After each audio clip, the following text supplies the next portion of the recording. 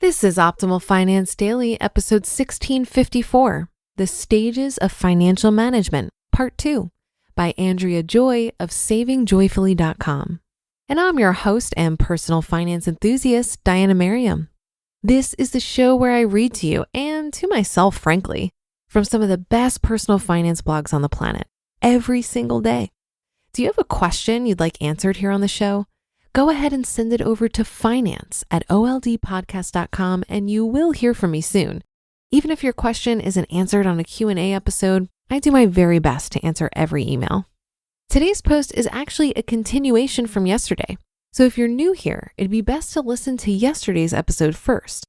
But if you're all caught up, let's hear part 2 and continue optimizing your life. The Stages of Financial Management, Part 2, by Andrea Joy of SavingJoyfully.com. Sacrifice versus making the right financial choices, continued.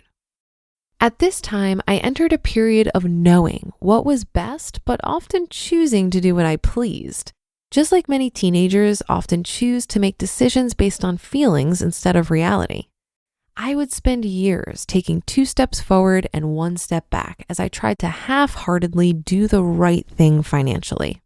While in my mid-20s, after struggling for so long to finally get my finances under control, I finally began to make the right choices. I was finally tired of the lack of progress, the accumulating debt, and no money at the end of the month. I made multiple changes that year to my life, which included focusing on repairing my debt and beginning to save. What did I do to finally break the cycle and progress to the adulting stage? 1, I created a 401k, which I had put off for years because I never thought I'd have enough money to invest even a little each paycheck. Years later, as I began to do better, I also created a stash account where I'd invest on a small scale with some individual stocks. I had always wanted to understand how investing works, and I'm so proud of all that I've learned since I began. It's possible to begin investing with very little experience and to teach yourself how. Number 2, that year, I finally focused on saving more money and building an actual savings account. I finally was successful at this by completing a 52-week money challenge and slowly saving money that I did not touch all year. Number 3, I progressively began to pay down debt, smallest to largest.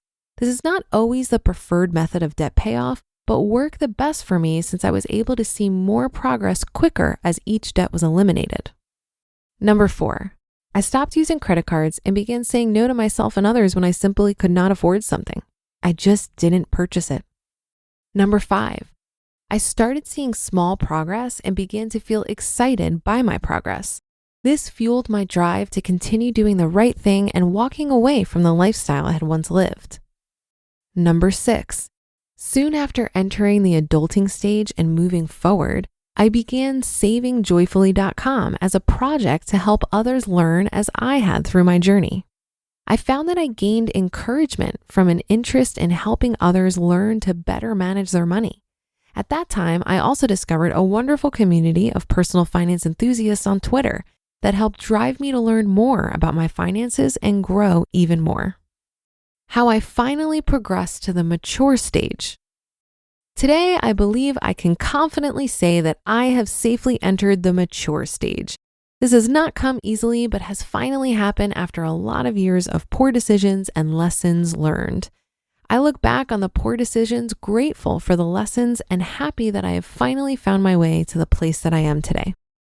What the mature stage looks like for me. A realization of my past mistakes and a desire to overcome these. Sacrificing my desires at times to make better decisions for my future. Increasing savings, increasing investments, decreasing debt, making tough career choices to earn more money, not increasing my expenses with each pay raise received, saying no to frivolous spending, and discovering new ways to be frugal.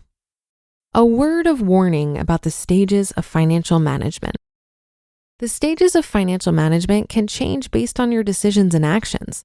A person can move from the mature stage backwards instead of moving forwards.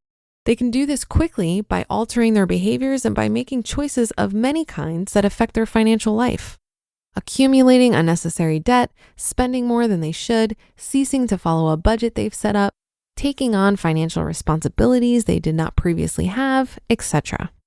I recommend taking a hard look at your financial progress monthly and reevaluating your priorities if you see your finances begin to change. Life happens to leave us with new challenges all the time. As we learn and mature, we find innovative ways to deal with these challenges. Sometimes a challenge will bring us back a step financially through no fault of our own. How we choose to handle those situations shows the growth and true reality of where we are in these stages. If you find that you've regressed, it's not too late to get back on track. Growth and maturing are a process of daily choices and a result of years of continuous learning. You are only as mature as the lessons you learn to apply and the daily decisions that you make. You just listened to part 2 of the post titled The Stages of Financial Management by Andrea Joy of SavingJoyfully.com. Another paradigm shift that can be helpful in progressing to the adulting stage of financial management is recognizing the urgency here. Before I put my big girl pants on and cleaned up my financial mess, I just assumed my debt and savings would be something that I'd figure out later, at some undetermined time in the future once my income surpassed some undetermined threshold. You've heard that when it comes to investing, time in the market is going to yield much better results than timing the market. So the key to building wealth is starting now. I've also heard that time is the biggest lever for wealth creation, even more so than your income or skills. Giving your money time to grow through investments and also treating your debt as an emergency that needs to be taken care of right now is a sign of good money management. I also found it helpful to question my beliefs about how difficult it was going to be to dig out of 30 grand of debt and stick to a budget. Most of us will need to take a hard look at our expenses and probably reduce them in order to improve our finances. Does that sound like deprivation and restriction to you? What if you could reframe it as an exploration in creativity and resourcefulness? So for example, before I buy something, I typically go through a checklist in my mind that goes like this. First, I ask myself, is this really a need or more of a want? And if it is a want, is there a more frugal way to go about it? Do I own something already that could be repurposed to fit this need? Could I borrow what I need from a friend? If I absolutely need to buy something, can I get it used? This mental process stops me from falling into the trap of mindless spending and opens up some creativity in the process. And that's another episode and weekend of Optimal Finance Daily in the books. I'll be back with more posts for you on Monday. So have a great rest of your weekend, and I'll catch you tomorrow where your optimal life awaits.